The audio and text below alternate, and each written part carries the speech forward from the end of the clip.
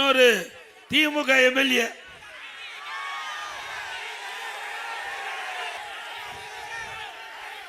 அவரு எல்லாம் பணத்தை திருடுவாங்க, நகையை திருடுவாங்க, கிட்னி திருடுறாங்க. உங்க ஊர் தாங்க, எல்லாம் உஷாரா இருங்க.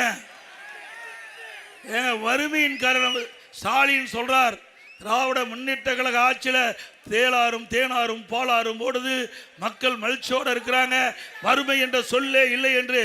வறுமையின் காரணமாக, வறுமையின் கொடுமையின் காரணமாக ஏழை தன்னுடைய கிட்னிய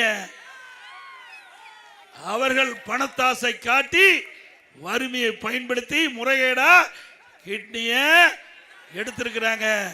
இது நாம சொல்லல, திராவிட முன்னேற்ற கழக அரசாங்கம், திமுக அரசாங்கம், திமுக எம்எல்ஏ மருத்துவமனையில் திமுக அரசாங்கம் ஒரு குழு அமைக்கப்பட்டு அந்த குழு அந்த மருத்துவமனையிலே சோதனை செய்யப்பட்டு அந்த சோதனையிலே கிட்னி முறைகேடு நடைபெற்றது உண்மை என்று தெரிவிக்கப்பட்டது. அதன் அடிப்படையில் அந்த புரோக்கர்லாம் கைது பண்ணிட்டாங்க.